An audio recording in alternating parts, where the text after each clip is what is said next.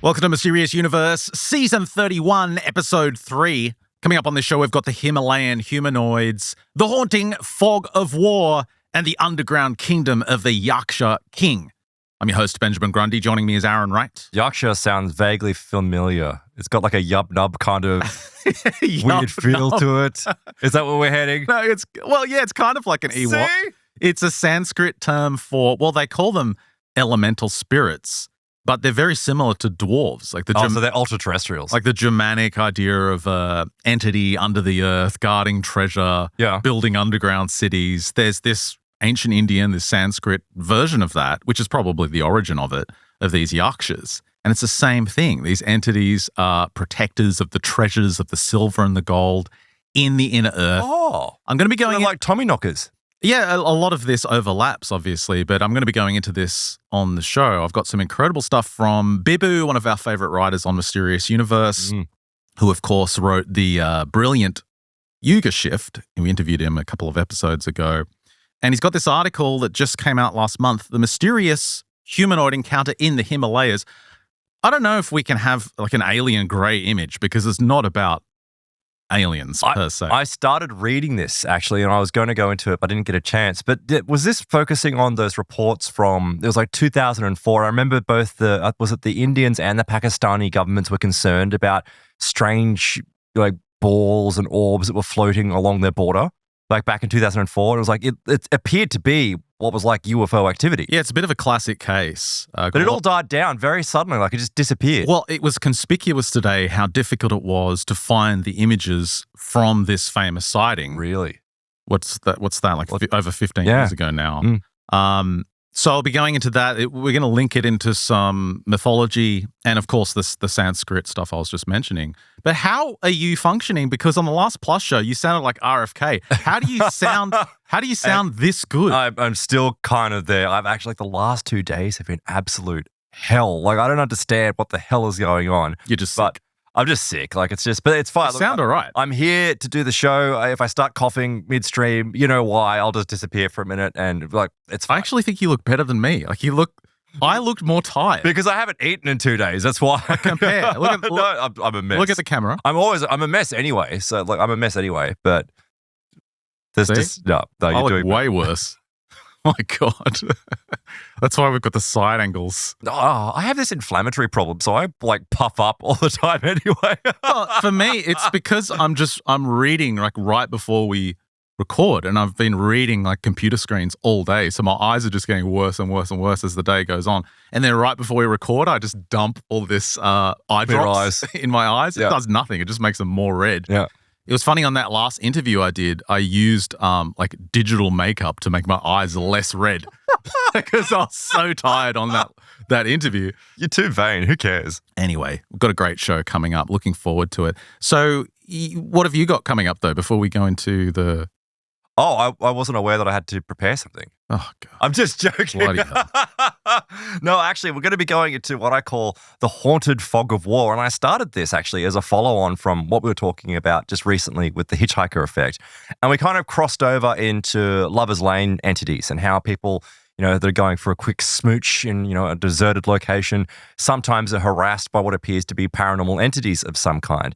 Well, I went a little bit further with that, and it just so happens that Brent Swanser wrote this article this week, coincidentally, of course, about truckers and their experiences on dark, lonely roads with entities. And it's a wide range of encounters that people have. It's UFOs, it's cryptids, it's ghosts, it's everything you can possibly imagine. So I dug into that a little bit, and I mentioned a couple of those, but I'll link to the full article in the show notes so you can go and read it for yourself. But it took me down this path of where a lot of the encounters where people have like strange encounters with everything that fits into the trucker story seems to happen during conflicts and war. It's like war seems to drive up the consciousness level of the surrounding area. It must drive energy into the ground. It must do something. And of course it would. It makes sense, right? So we're going to go into some of these stories, these crazy stories about how the fog of war actually increases these strange occurrences of hauntings, cryptid encounters, UFOs. Yeah, interesting. Thanks for showing up. No, it's fine. I'm happy to be Because here. I know you've been super sick all week. You sound good though. So yeah, I'm looking forward to going into this article. Again, this came up, not this one. This one from Bibu here, the mysterious humanoid encounter in the Himalayas. And many of you will remember this case. I know I remember talking about on very early episodes of Mysterious Universe. Yeah, I remember the video footage. There was only a couple of seconds of it, but there was like what appeared to be volleyballs, like white balls that were floating through these canyons in this area. I remember that too. You can't find it? Cannot find it anywhere. Yeah. So the sighting occurred September the 27th, 2004. It's a 5-member team of scientists in the Himalayas in India. They're glaciologists and geologists, and they're working for the ISRO, which is the Indian Space Research Organization. And it's their second last day of this expedition, and they're studying the Samudra Tapu glacial region, which is this one on the screen here. Well, they're taking core samples or something. They were using satellite data and, just doing field research. And this place is 14,500 feet above sea level. And it's not far from this very mystical place nearby called Chandratal Lake. And I've got a couple of images here of some tourist shots. It's quite a beautiful place. But again, you'll get altitude sickness up there. It is very high, 14,000 feet up.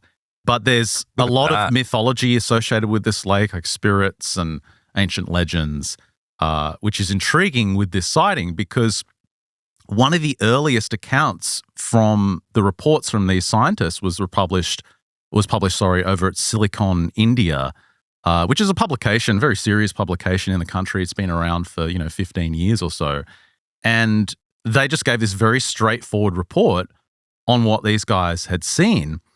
They encountered this weird humanoid entity at 7 a.m. that morning of their penultimate day on this expedition. It had come down the mountain and it kind of hovered for about 45 minutes, and it was around 200 meters away from them. There's a quote here from Anil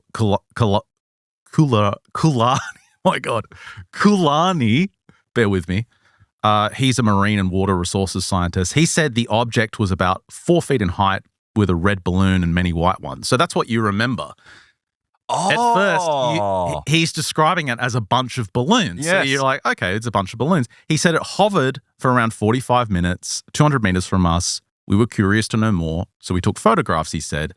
Did you find any of those photographs? I'll show some in a moment, but he said there were balloons attached to this unusual object. But then he expands upon what he saw. He said it had legs. We couldn't see the hands, but it started moving closer to the hilltop. The object started moving in our direction when we started walking towards it.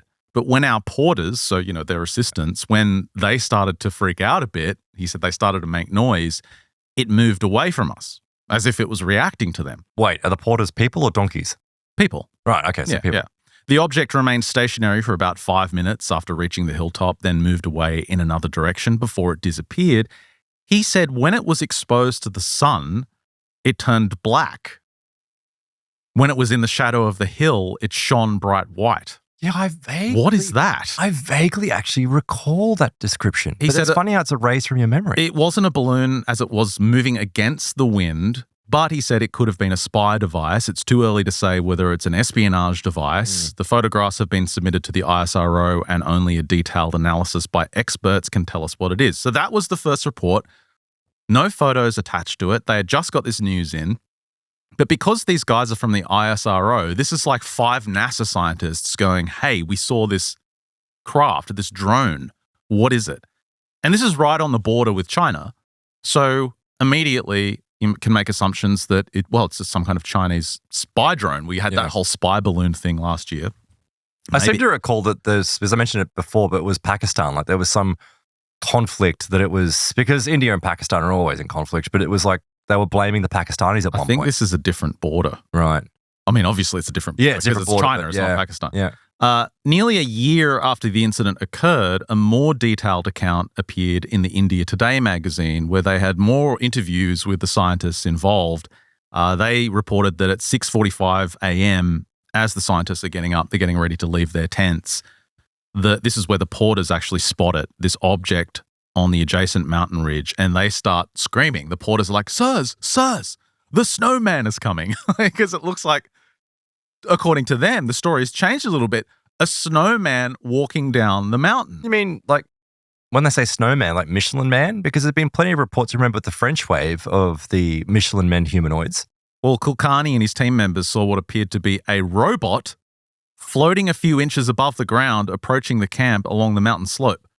Kulkarni and his co-researcher, geologist Sunil Dar, pulled out their digital cameras and started shooting the object, even as the team raced towards the mountain to investigate. The object was between 3 and 4 feet high, kept moving down the slope towards the team.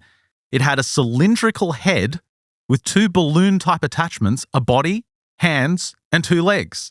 It seemed to be walking, recalls Dar, planting and pacing its steps like a human being. So here's the image from that article. Mm-hmm. And yeah, if you're just listening to the audio, you're not missing much. Do you know what it is? It's a party balloon. Yeah, I mean, it looks like a party balloon, right? I don't really believe that for anyone who doesn't realize I'm joking, but it's definitely unusual. Obviously, it's a photo taken from a very long distance away, and if they're there watching it, we've got to kind of take their word that they're seeing some kind of movement that looks humanoid in its nature. Well, the video footage was rather compelling. I remember it being Can you quite just search clear. for that while I'm telling the story? See if you can find it. Just search for like Indian Himalayas humanoid. See if you can find it. Because I didn't actually look on YouTube. I was just looking through the articles. But all I could find was this one image. The scientists were obviously flummoxed by what they had seen, according to the report.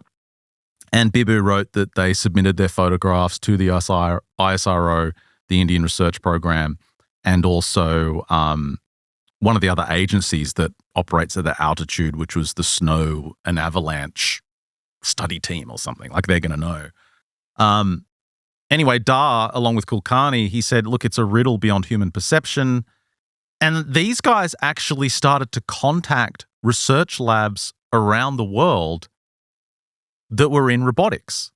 They tried to find out, hey, are you guys making anything like this? Is something like this possible? And that really demonstrates that they were convinced it wasn't a balloon. They were asking about robotics. There's nothing from using those search terms. There's just nothing. Like you look for 2004 Indian Himalayas alien UFO. There's just nothing that comes up. Another eyewitness geologist, Rajesh Kalia, said it didn't look like a man-made object. He said there's no known matching technology that I know of that we have today. And so Bibu takes a step back from this thing. We listened to what they said in their news reports. And number one, they said it was a dwarf, like it was around 3 to 4 feet tall, humanoid in shape, cylindrical head, strange cylindrical hands and legs. It had a balloon-type attachment, perhaps on its head, robot-like movements. It was pacing its leg like a human, floated a few inches above the ground, so that's an important one, and it was able to go up the slope as easily as it came down. It appeared white but turned black when the sunlight fell on it. And finally, it reacted to their alarm. It seemed to be curious at first, but it responded to their noise and went in another direction. So Bibu, he goes through similar styled cases that have appeared over the years. But before we touch on those, I want to share something with you that I discovered today that shows that this wasn't the last time this thing was seen in the Himalayas. Really? Yeah, so I found this YouTube channel today. It's run by Ronnie and Bharti. It's called at Ronnie and Bharti. It's an Indian couple, and it looks like they just do travel videos. But if you scroll down, their most popular video with 1.6 million views is... Oh, my balloon-like UFO encounter. Yeah. And I've cut off the rest of the title, but I've gone through this and it seems like this is the exact same region from this report in 2004. Well, wait a second, because I saw the thumbnail, and the thumbnail looks like the photograph but that's not. Well, let me play it out. Okay. So to set the scene, this guy, traveler with his friends, he explains it in the video, but he knows nothing about this earlier report. Let's take a listen.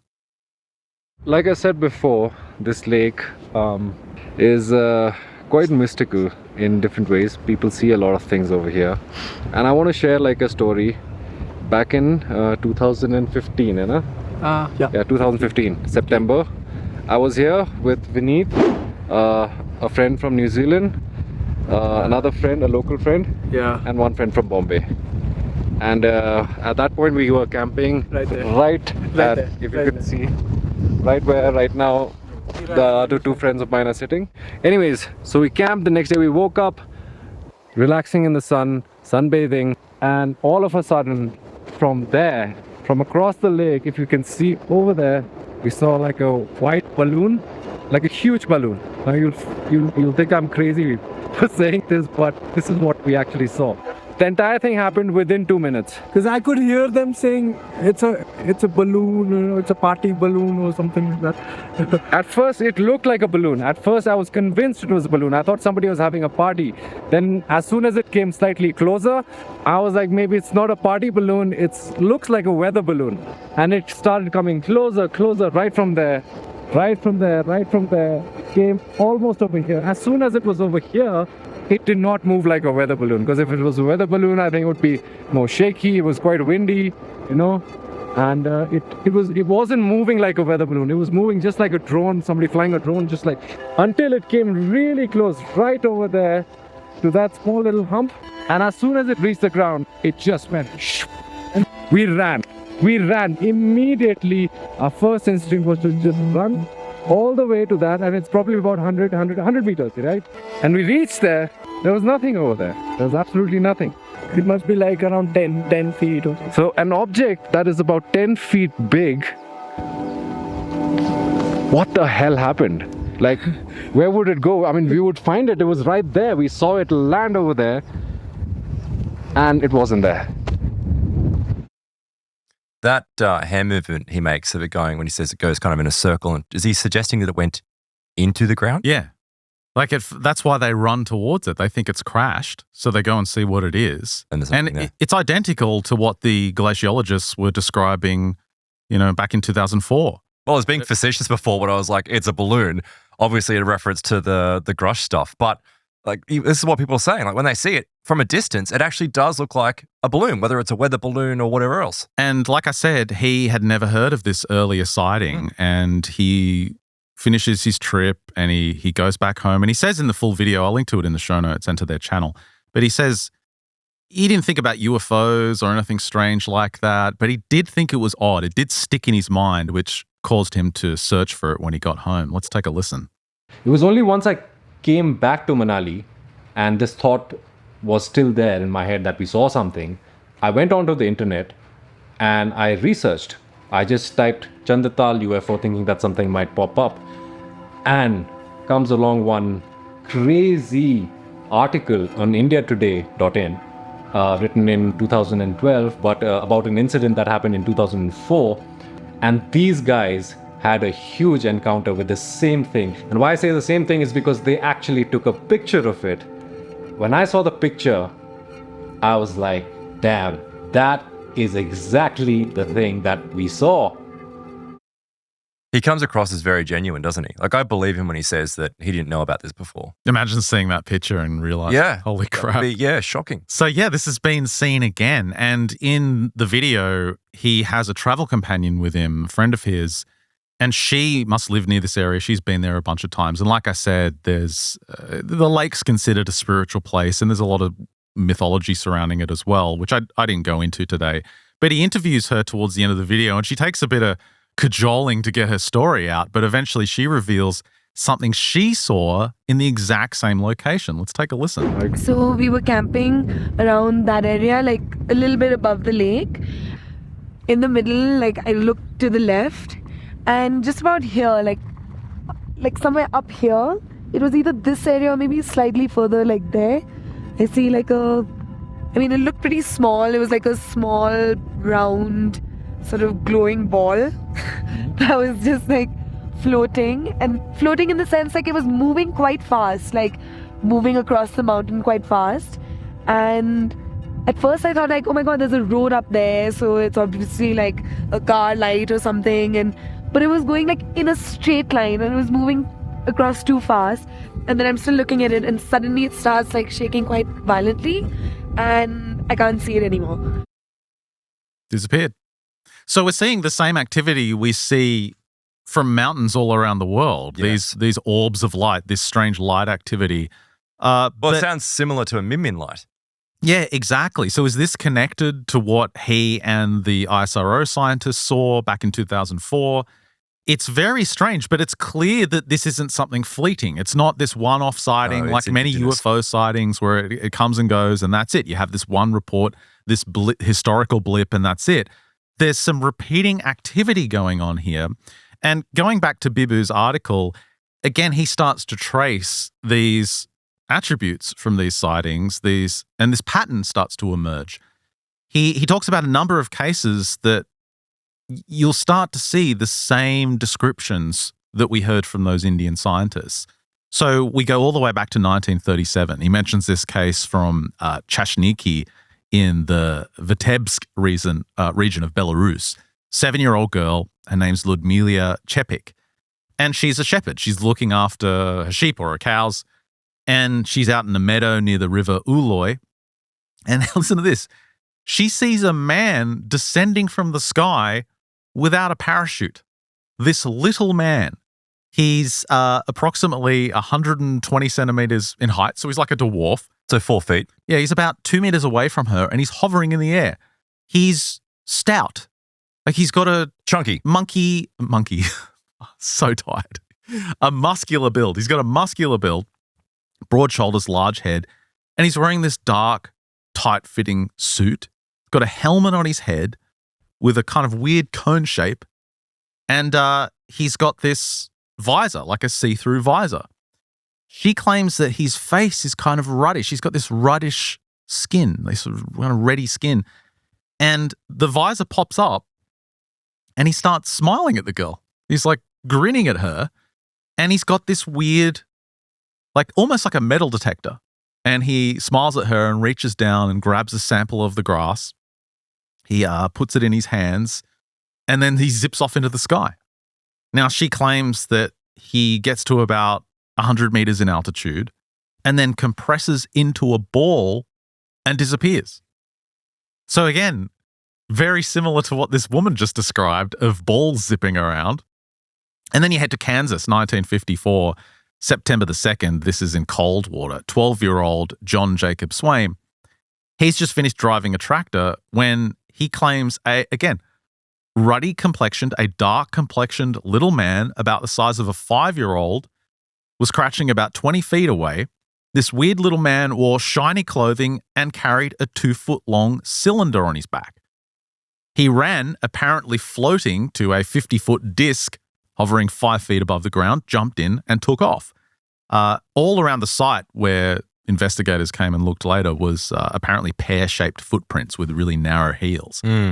So again, he's collecting something. He's got a little cylinder. He's got a little backpack, this diminutive little being. Now, this is the first case with a disc, right? And that's very early as well for the phenomenon. Like you said, 50s there. 1954. Yeah. But don't jump to the conclusion that we're talking about aliens just yet. Some of these cases may well be that, or obviously they're just made up stories. But well, this is the thing. These stories are early. They're consistent. It's like, and they're also consistent with the reports of the ruddy complexion. Like that's repeated many, many times throughout decades. And then we head to the city of Clermont-Ferrand in France in 1969. On the slopes of a bare hill, a Miss B saw 600 feet away 3 little humanoid forms of a squat aspect, again like stocky, muscly, big heads, dwarves wearing a grey uniform. They weren't touching the ground. They were hovering above the ground, moving rapidly back and forth. And she watched these dwarves, these gnomes, for 3 to 4 minutes, and they suddenly disappeared. Then we head to Brazil, August 1973. Edmund, a 19-year-old youth from the Amparo settlement, this is near Rio de Janeiro in Brazil. He was in his fruit garden on his farm, and he notices something moving in the nearby fruit trees. He goes out to investigate. He sees this weird metallic spherical object, 2 meters wide, hovering above the ground, and he's about 4 meters away just watching this. He says then, psh, this little door opens, and this small humanoid figure in a one-piece suit comes out. He's got a covering on his head, a helmet of sorts, and again, strapped to his back is this weird backpack. The entity did not walk, but floated, swinging its arms and legs in the air as it did. Well, in a robotic fashion? No, well, it doesn't say. The entity approached Edmund to within a distance of a meter. He freaks out and he fled. But he looks back before he makes it to his farmhouse, and the thing's just standing there, again with like a thing in its arm, like some kind of like a metal detector type thing, a pole in its arm, gathering a sample. And this continues. Like you go to Italy, 1978, and of course 1978 was the year for weirdness in Italy. Just Google Italy 1978. Look what you find. It is full of weirdness.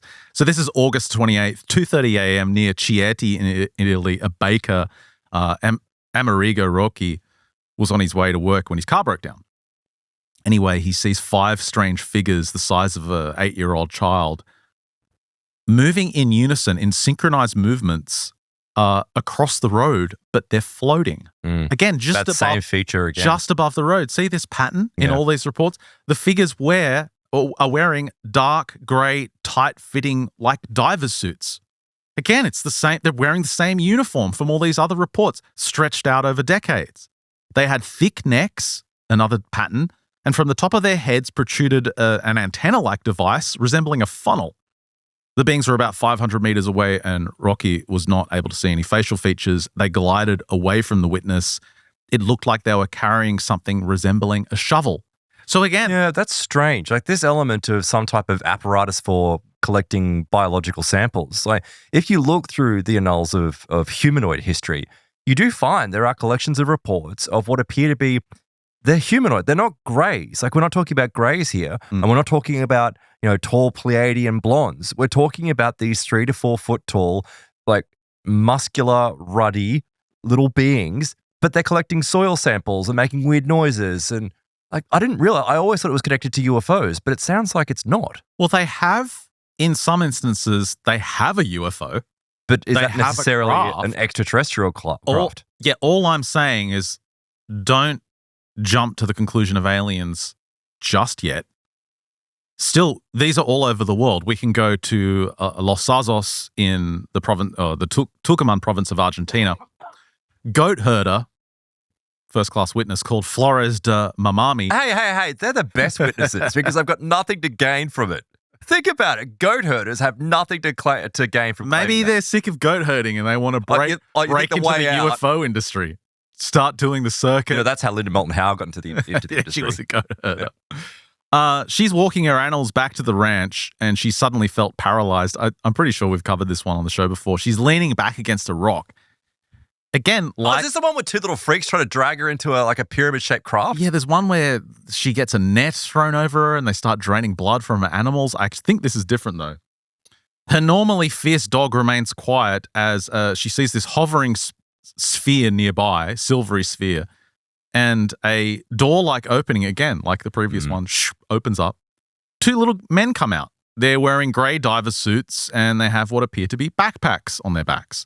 The witness had attempted to scream but could not. She's paralyzed. The beings are 4 feet tall. Again, heavy set, big heads, muscular, ruddy skin. They wore helmets with a glass-like visor. Again, these patterns match all across the world. She also noticed what appeared to be 2 antennas coming out of their suits. They seemed to glide just above the ground. The sphere was described as shiny and silvery, had lights on it. One of the little men approached the witness, grabbed her arm and tied a rubber hose around it, then extracted blood from her using a syringe-type instrument. She felt no pain. The other little man then proceeded to milk the goats. I love that. Little dwarfs like milking the dwarfs, milking the goats. The other little man milked the goats. Then soon the little men glided back to their sphere and it shot away at tremendous speed. Many of these reports, again, collecting samples, putting it in the backpack. Even collecting samples from her. Poking around with long sticks. So Bibu says it's almost as if he says, interdimensional scientists. And they're just... I like that idea. They're just popping in on our world to do their periodic checks. And they're doing it all around the world. I don't know if that's what's going on. He's obviously speculating there. But this is where we get into some of the mythology and how this connects. So obviously, some witnesses have described them as dwarf-like, gnome-like. The Latin root word for that, gnomus, means earth dweller. So within the earth. He says in ancient and medieval mythologies, gnomes and dwarves were believed to guard mines and subterranean treasures. In Germanic legends, the mine-dwelling dwarfs could be heard moving about the lower levels of the mines. And so the German miners, would leave out food for them, Yeah, it's an drink, offering. to placate them. Well, And this is perhaps like for protection as well. the Welsh miners, like coal miners, they've got a rich history of encounters with Tommyknockers. And you might think, oh, that's just superstition. But if you look, you'll find that at the time, many Welsh miners believed that the Tommyknockers, these entities, these ground dwellers, if you placated them and, gave them food and offerings, that they would look after you and they would knock. That's why they're called Tommyknockers. They would knock before there was going to be a cave-in. As if you respected and listened to that and got out of there, you could actually be saved from being caved in upon because you listened to the Tommyknockers. We've just gone through a mining boom in this country. I wonder if there's stories out there. I guarantee you there is. Or is it too mechanized now? It's too loud, it's too fast, there's too much machinery. Oh, that's definitely, that's a good point. But I reckon there'd still be strange encounters. Like you'd still, even though you're using machines, surely that encounters something. Yeah, surely those guys doing those long shifts underground. And they're underground. Good friend of mine used to do it. He would go out for, 3 months or so. Really? He'd make a fortune. Like it was because it's extremely dangerous. Incredibly hard work. Like he would send me pictures where he's just black after a shift, like completely exhausted and filthy. But he'd just work for 3 months and make like 2 years' salary. Yeah. But knock and 30 then years off your life. Take the rest of the year off. But yeah, there would have to be stories out there, right? But so, yeah, going back to the mining, the reason Bibu brings up the mining in his article is he starts referencing this case from August of 1989. This was a mine 1,070 meters below the surface in Donetsk in Ukraine. Mm-hmm. And an electrical worker in... Donetsk, is that? Donetsk. Oh, okay. Yeah, I looked up Donetsk as well. It's a different place. It's a different place. Yeah, Okay, good. Donetsk. I was like, An electrical worker in one of the mines, he's working night shift, and he claims he saw 2 strangers standing at the end of this electric train depot.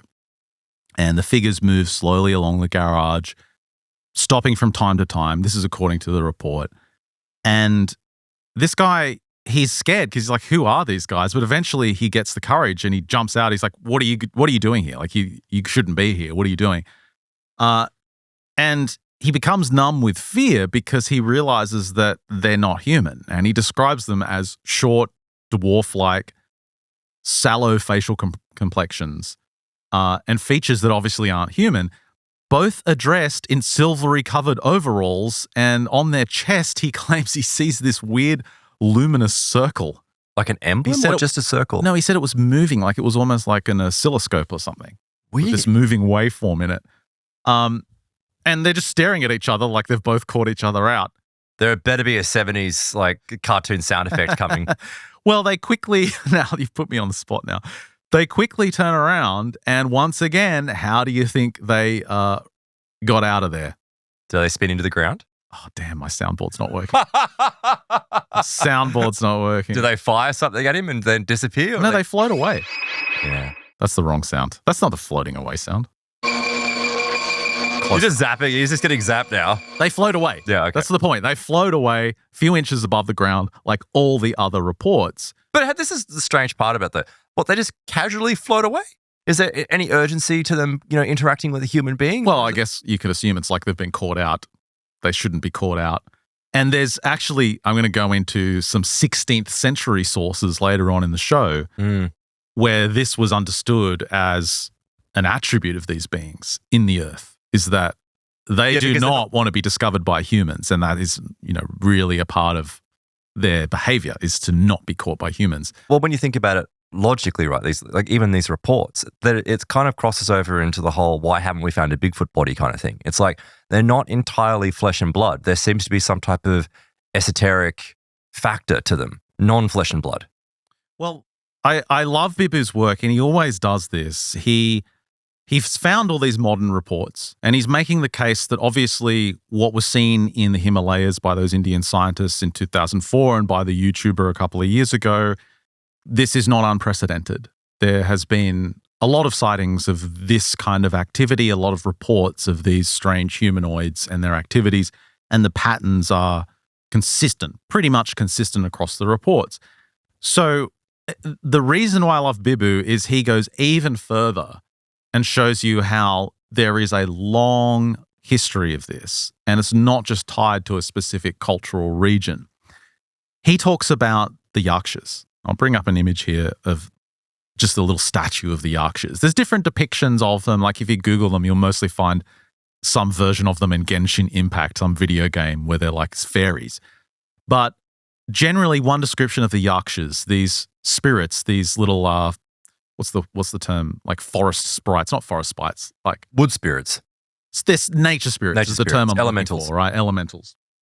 They were considered the custodians of the earth's wealth. They were regarded as protectors of sacred sites and villages. So this is the ancient Sanskrit dwarf. Oh, I see. The Yaksha, this is the dwarf, the protector of treasures, right? And a lot of interesting details have appeared about the Yakshas in the ancient Indian texts. And Bibu's like, look, I could do a whole show on these guys, but there's a couple of points he says that stand out in relation to what we've been talking about.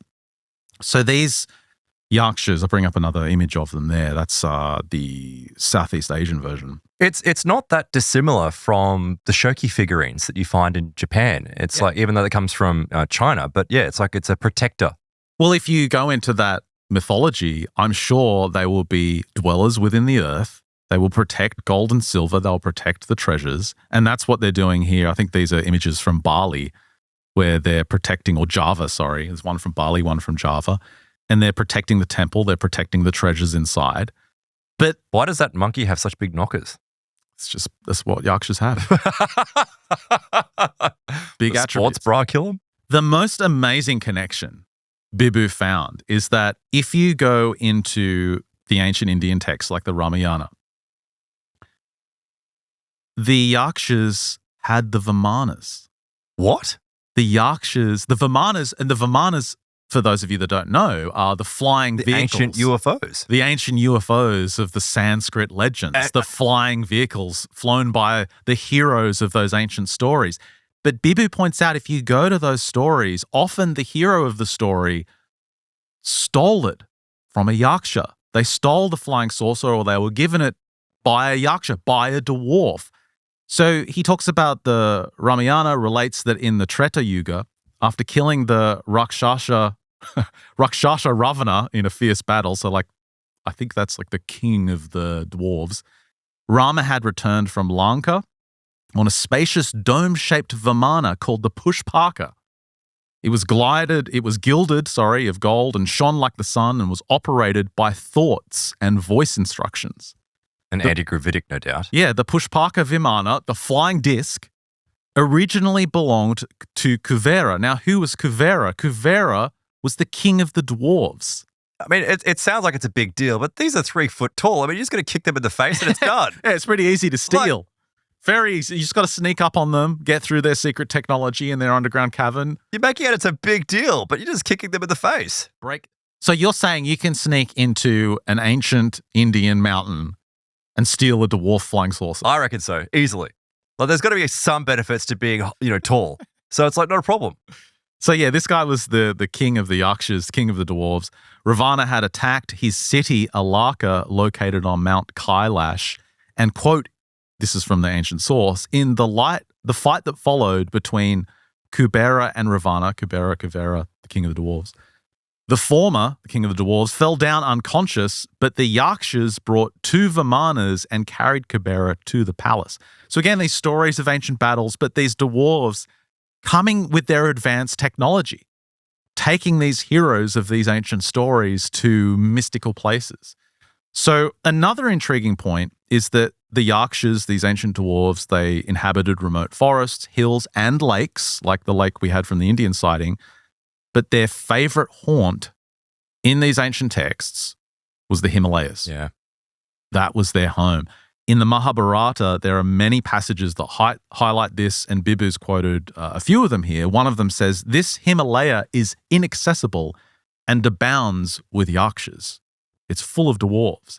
Another quote later says, "We shall now ascend that white rock, the mountain Mandara," which is one of the peaks of the Himalayas, "inhabited by the Yakshas and Kuvera, the king of the Yakshas." So there's a mountain in the Himalayas, which is understood in these ancient texts to be the home city of the dwarves. And we have this sighting, multiple sightings in the Himalayas of this weird dwarf-like mechanized entity coming down the mountain, seen on 2 occasions in the last 20 years. But also floating, displaying what appears to be anti-gravity attributes. Well, if the Vimanas are anti-gravity. And they control Vimanas. Yeah. So this guy here on the screen, this is a depiction of that dwarf king. Look how squat and fat he is. Like he could be in The Lord of the Rings, this guy. And if you search Kuvera, he's considered a deity now. Like, modern religion in India, he's a deity that people pray to. Mm-hmm. Well, what would he be a deity of? The mountains. Close. He's a deity of treasure. Gold, right. Silver. He's what you pray to when you want to get rich. So the tying into maybe kicking his face off wasn't such a good idea after all. The tying into Germanic folklore I found really interesting. Obviously there's links between Latin and Sanskrit. They came from the same source. So you can argue they're all from the same stories. But it's clear the connections there. So Bibu mentioned Mount Kailash. Let's bring it up on the screen. Pretty steep mountain. One of the peaks of the Himalayan ranges, sacred to the Hindus, Buddhists, and the mountain folk.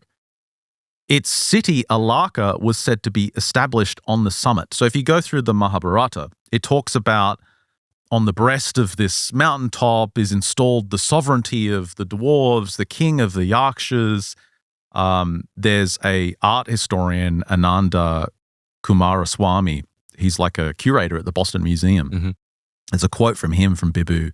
He says this dwarves city is on the peak of this mountain, a magnificent walled town it's described as, where dwell not only the Yakshas, the dwarves, but also the sirens, the sages, the giants, the elves, and so on. So it's like a magical place.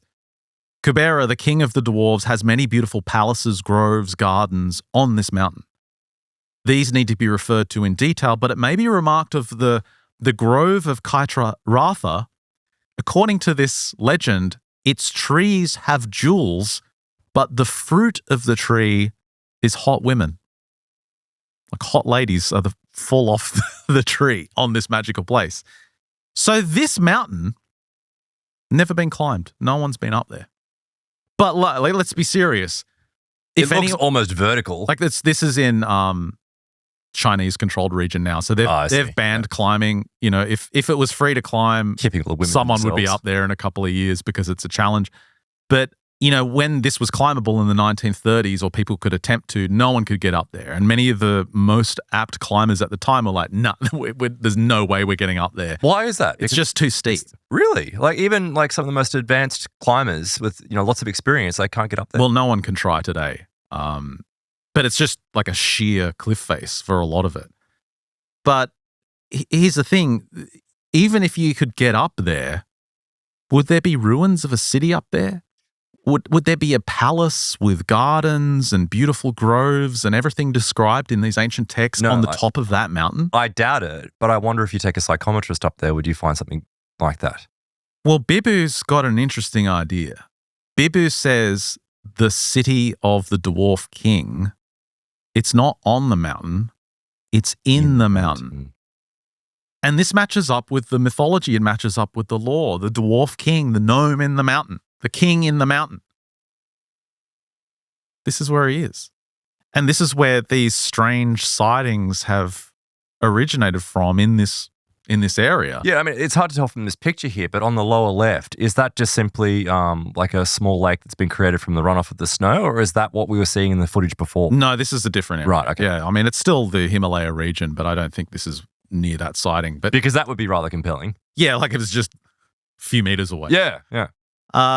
So this is an intriguing idea that there's something in the mountain. And he starts talking about the European folklore. Like he talks about the Welsh stories. There's Walter Map from like the 12th century describing this story of the dwarf king taking him inside the mountain to see his massive dwarven kingdom, this ancient Welsh story. He talks about the Valley of the Ghosts in Crimea, which has these stone formations, and people say they look like animals and faces and obvious other things. They look like something. They look like dicks, obviously. There's a face there. But there's a legend that the little people live in this mountain, and over time, they're the ones that originally carved these images, and they just clearly they're ancient, eroded over time. Mm. And if you look at this region in Crimea, there's little humanoid reports from here. Is there really? And guess what year? 64? 1978. 78. Albert Rosales has a report. This is from that mountain in the region. A local teenager, Andrew, he's from this nearby town. He'd climbed to the top of the mountain, camped there overnight. And it's just like an abduction story. Like during the night, bright light paralyzes him. He opens his eyes. He sees several human-shaped figures, but they're short, squat, grey suits, ruddy skin, helmets, like everything we've been hearing about. He doesn't feel any fear. All he remembers is like passing out and then waking up in the morning. But local legends say this mountain is hollow. And he references this local clairvoyant that claims there's an underground alien base under the mountain. But again, it's not alien. It's ultra-terrestrial. Is she using some psychic sight to peer inside? Is she just making things up? Or is she actually peering inside and seeing something non-human and jumping to the conclusion that it's alien? So Bibu claims that what these guys saw in India, again, he says this is one of them, but I beg to differ. I say to Bibu, consider this thing is one of their machines. This is a dwarf machine coming down So from it the is a mountain. drone. It's a drone. But it's not a human drone. It's not a human drone. It's from someone else. Why do you come to that conclusion? Because it just doesn't look like a dwarf. It doesn't look humanoid. It looks like a balloon. It looks like a balloon blob. Well, you're right. But one thing that occurred to me earlier is the depictions, like the narration of them. It's described as being humanoid. And I was kind of like tossing up in my head. It's like, well, why would they create, like if we create drones, they don't look humanoid. But the drones that we do have, like advanced Boston Dynamics and all that kind of stuff, they are creating drones that are more like humanoid so that they can be deployed into certain locations, rugged locations, being able to respond. What is this? This is a rugged location. So what would be better? Some type of bipedal armed thing that's able to pick up samples and do what any type of able-bodied human can do. It is very weird, isn't it? It's very weird. If it was anywhere else without this kind of history, I would just say Chinese drone. But because of where it is, because of the legends surrounding it, because of all this history, I'm questioning it. And it actually brings to mind this really incredible encounter I want to share with you if my computer will play nice. So this next story I want to tell you comes from the legendary and the late Ted Phillips, who was a fantastic UFO researcher for many decades, worked with Alan Hynek on a bunch of things.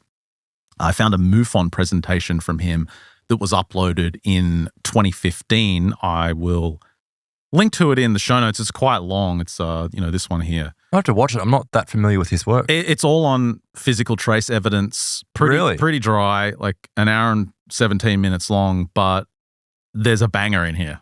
There's an incredible story he tells. So he says that in 1970, he got a call from a friend of his that was at APRO, one of the early UFO research organizations in the United States. And they knew that Ted was an avid caver. He loved exploring caves. He had the skills. He had the knowledge.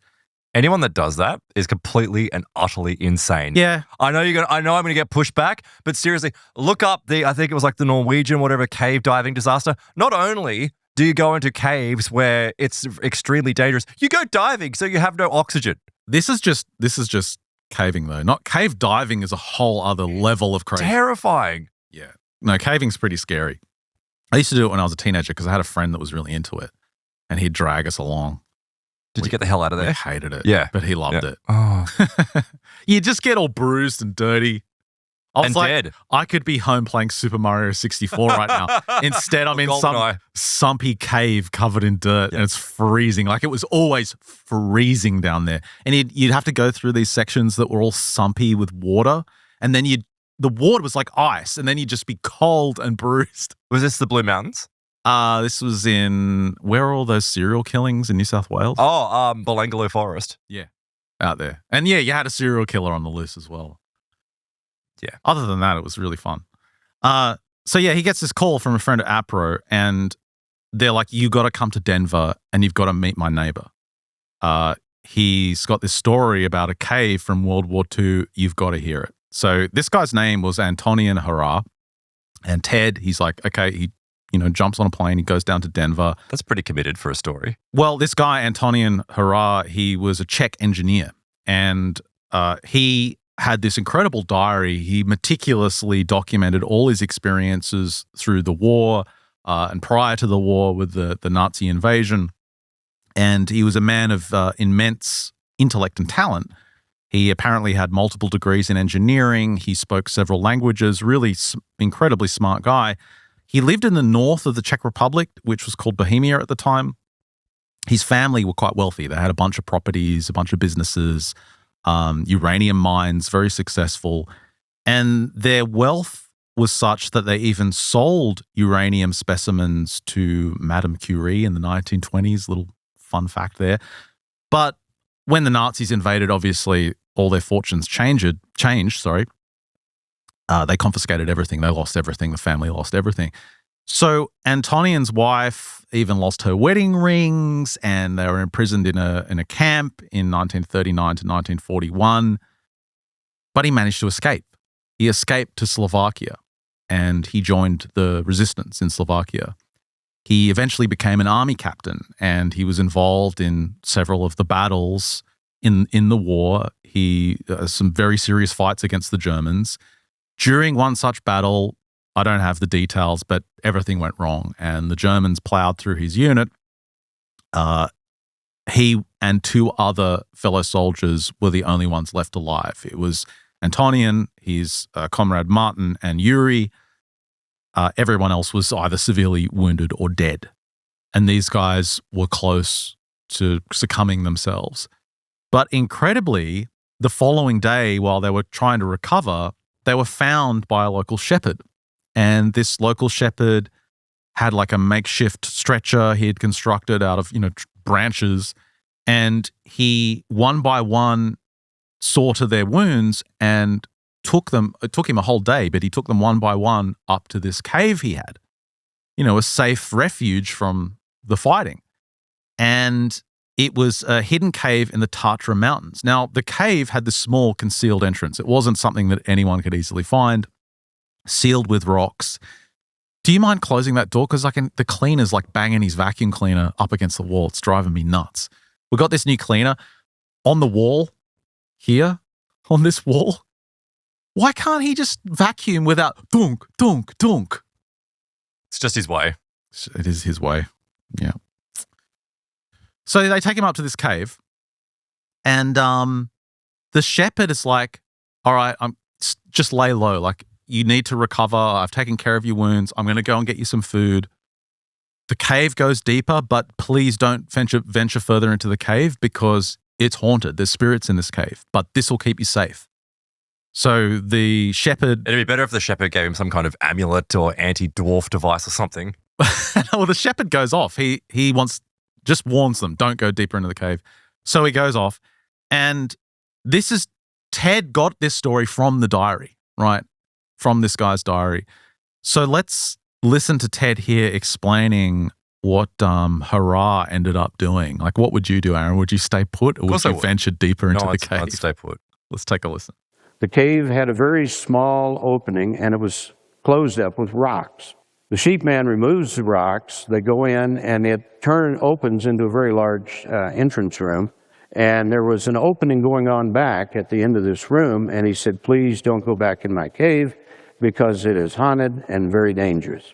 And so Slavic left, and Tony got his rifle, torches, and a carbide light, which I have out at my table, and went on back in the cave, which is what I would have done. And after going about 2 miles in the cave, he's coming through here. And at that area, he comes into a long, level corridor. At the end of the corridor is a crawl space. He comes through there, and his view right here, this is what he saw. And what he's seeing is exposed, black, satiny, mirror-like material. No seams, no rivets, no anything. And it is framed by very large cave formations. Well, right through here, he can see a crack coming down.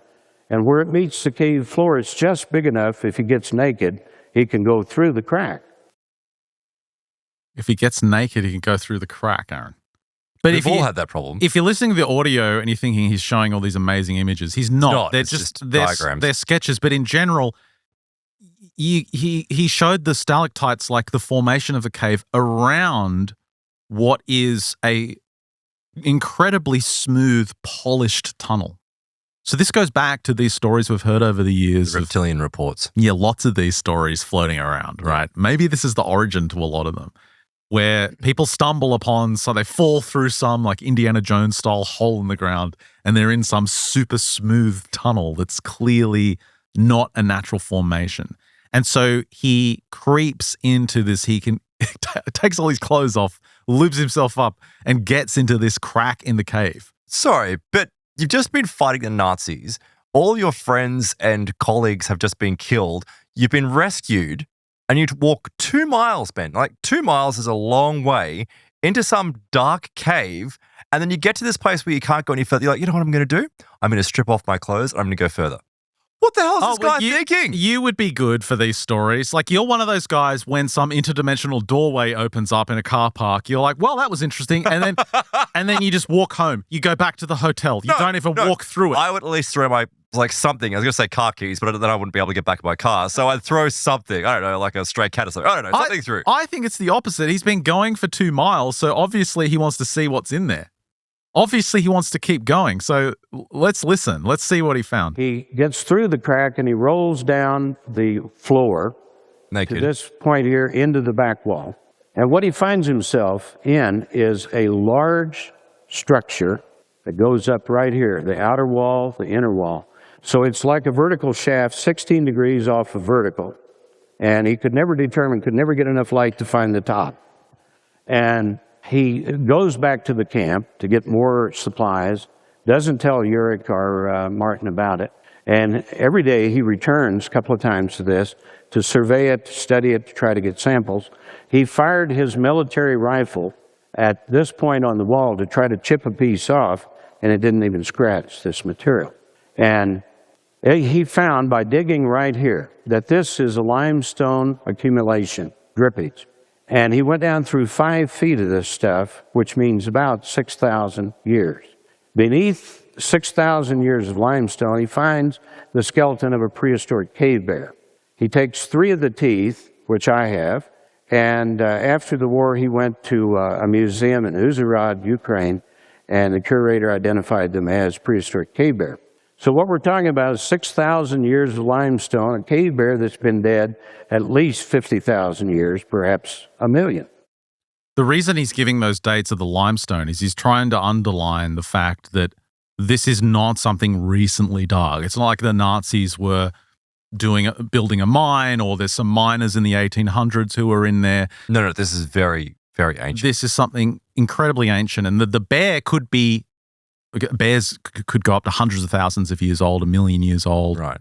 I may have missed it, but is he implying that he dug through, 6 feet of limestone? Like, how did he get through? So he chipped away through 6 feet of limestone. Well, it's like cave formation, so it's like stalactites. Oh, I so see. you can snap them off. You can break them off because it's just dripping in the cave. So you can snap those things off. But that's not the incredible thing he found. We didn't come all this way to hear about a dead bear in this cave. Let's keep listening.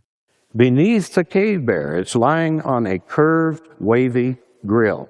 And this is how that appeared. And it went on down, and he thought he could feel heat, so he put his ear and cheek to this grill, and there was considerable heat coming up to it. And far, far below, he can hear what sounds like a turbine engine. And you've got to remember, this is an engineer. This guy, and he had been directors of mines, very familiar with subterranean sounds. So let's go over that. He finds a grill, a metal grill, like a vent. And he's in this shaft. And remember, he said he couldn't see the light going up to the top of this shaft. So he's in some kind of ventilation shaft. Yeah. He feels this heat coming from this air conditioning vent, puts his ear to it, and hears machinery deep inside the mountain. Let's keep listening. So it becomes really interesting. What are we dealing with? This is how the thing would appear from above. That's the configuration of it. This is that outer wall, the crack in the room. And he said, without question, these are constructed mathematically curved walls. This is not a natural formation. This is a carved, Artificially created. constructed, advanced technical excavation of the mountain. And it sounds like it's active. There's something churning away down there. There's something in operation. Now, after hearing this story and reading this diary and looking into this guy's background to ensure that he was telling the truth, that this wasn't made up, he was convinced that this Tony Hurrah and Tonya Hurrah was telling the truth. So he organized an expedition to go there. And he said this was either 1970, 1971. He didn't mention this precise time in his notes or his talk. But yeah, I was listening to this today, and he said it was so difficult to get there because the Soviets had just invaded the Czechoslovakia, or Czech Republic, in, 1969. So he claimed that he had organized with 4 fixers to get him in there and go to this cave because he had the location. The original story from Tony, when the shepherd came back and gave them food and everything, they left the cave and he made meticulous notes. He drew a map of where to find it. But when he left, he said that he tried to conceal the entrance because he was worried that either the Nazis would find it and steal everything inside, or, someone else would find it and the historical find would be destroyed. He wanted scientists to go back, archaeologists to go back, and to seriously excavate and figure out what was in there. So he tried to conceal the entrance as best he could, but according to the story, it was just too dangerous for him to ever go back. It was just too dangerous in the region, the Soviets, the political climate. He could not go back there. So Ted goes there in 1971. He ended up having 4 fixers to get him into the country, to get him to this area. They were all captured and imprisoned by the Soviets and killed. The fixers? The fixers, yeah. Obviously, because he's here at the conference. But why? As spies? It's communism. It's Soviet Russia. They're just like, who knows what they did? They had the wrong political thoughts. They were thrown into a gulag and murdered. I don't know. But he said that was option 1's gone. They're all dead. Somehow he managed to make it there. I think it was a few months later. Very limited time, but he did find the cave and he showed some images. I've got them on the screen here. Again, if you're listening to the audio, nothing too amazing, but just for the record, this is what he claimed he discovered. He's convinced this is the cave. Again, just some random images he was throwing up. He said this was like an impact crater on top from some World War II ordnance. But the most interesting part was this one. Is that like some type of inscription in the ground? This is the graffiti of the men that were in there. And the JF, he says it's the initials of Yuri, one of the guys that was in the cave. So at least we can perhaps say this isn't just a totally made-up story, that at least they probably were in the cave. The other reason he believed this was solid evidence was he found World War II bandages. Right, okay. And, some leftover artifacts like, part of the stretcher and, a piece of clothing or something. But mostly they found all this bandage to treat wounds in that cave. And yeah, he claims that this is where they were waiting in the back of this cave here. So he went back, but unfortunately, he also found this scratched onto the wall, which he said was kind of like their makeshift calendar, which Tony detailed in the diary. And they were basically, the 23 he wrote there was the date they went into the cave. So all of this matched up with what he was finding on the walls of this cave. So he's pretty convinced that this was the right location, but he just ran out of time. He had like one day there, lights getting low. Communists are on top of you. Communists are everywhere. Yeah. His fixers are like, we've got to get out of here. And he couldn't go back. Now, at the end of this presentation, he explains another Russian connection to this region and how he's planning to follow up with a future expedition. Let's take a listen. I've been in touch, emailing with two Russian scientists, and they found ancient manuscripts from Siberia where a large black cylindrical object curved walls, came out of the sky and landed. And this was eons and eons ago. And it made a terrible noise. The villagers, it was so tall they could see it from miles away. Each day it got shorter. So when it finally disappeared, the villagers hopped on reindeers or ATVs, whatever they had back then, and went to the area, no object, but there was a crescent moon-shaped chasm that went down, and they have not found the bottom of it. Out of this is coming an electronic signal, pulsing every 2 seconds. They found another one in Yugoslavia, same pulsing. My second trip, when I was close to the cave, the compasses started going crazy. I put them on the ground with an EM field meter, videotaped them as they pulsed every 2 seconds. So there may be 3 of these things. And so my goal is to get back over there before the blizzards start up this year. To help fund this, I am hawking CDs that I've made. I'd buy one. You buy one of his CDs? Yeah, I'd buy 2. I bought one of them. Oh, you did? Even though he passed away and he never made it back there, I bought one of his CDs. You want to hear it? It's pretty good. The year is 1999. The gang-controlled areas have become known as... It's pretty full on. Zones. The police... Well, let me skip ahead. not enter.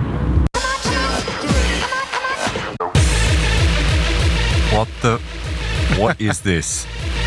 Oh, this is the wrong size. I've messed it up. There he is. What is this? It's Ted Phillips' CD. You're joking, right? This isn't his CD. This is why he never made it back. That's why he never made it back. Dutch hardcore? Yeah, that he used to make Dutch hardcore. That's why he never made it back. Like, he made all these Dutch hardcore CDs and no one bought it. Was he just looking for a place to hold a rave? Is this what this whole thing is like? It's a marketing gimmick. Sorry for the bad. I just wanted to put a Dutch gabba joke in there, like a 90s gabba joke. You actually did you find his CD? No, I couldn't find his bloody okay. CD.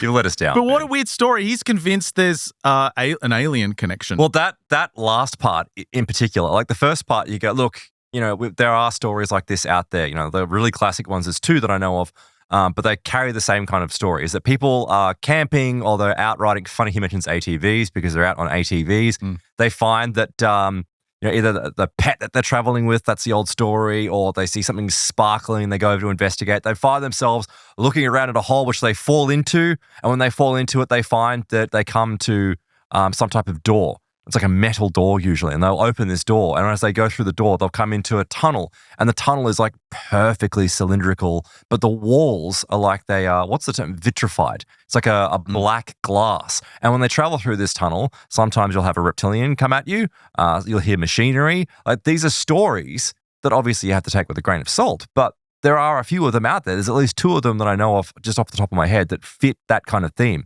So you have to question, like the last part that he describes there about this ancient, I don't know how old he's referring to, but these reports of this weird craft coming out of the sky and embedding itself into the ground. When you think about it, it's like you think about the concept of ultra-terrestrials. Well, as much as we think that the ultra-terrestrials are here on Earth, they had to come from somewhere. So is that what they did? They came from somewhere else, used their technology to hide themselves underground? Yeah, I mean, that's what he's implying, that they've found some kind of ancient source from Siberia. I don't know what that means.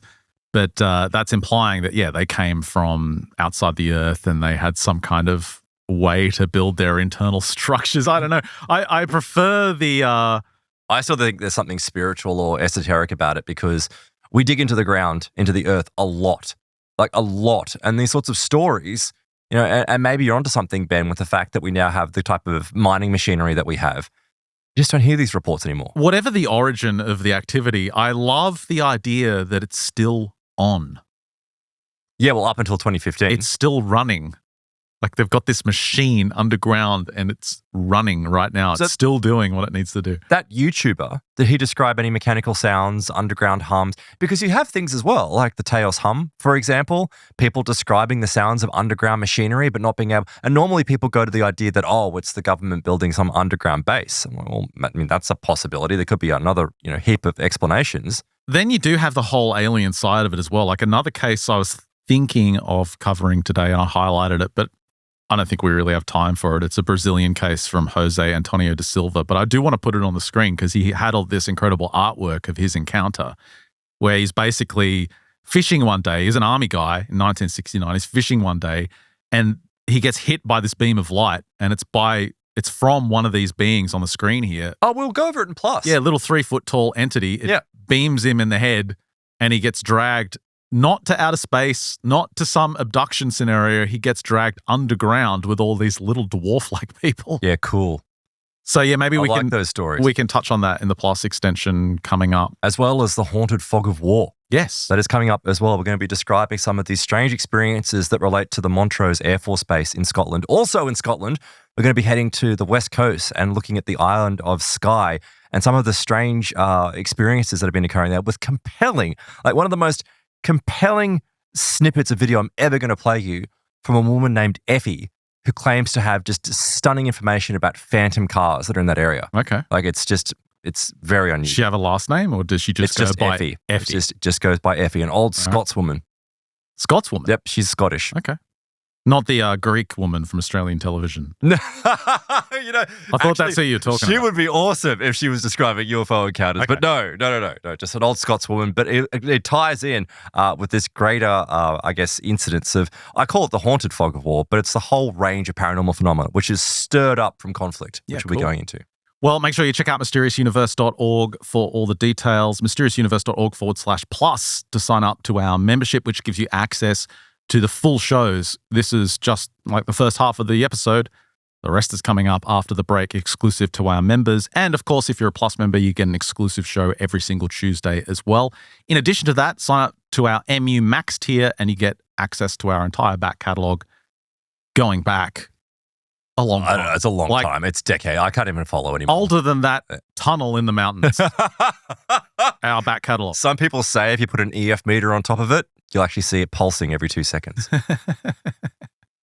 mysteriousuniverse.org/plus, $9 a month. Help support your favorite show. And of course, with the videos, you can watch our videos on the website. You just got to click on the episode and you can watch the video underneath the audio player.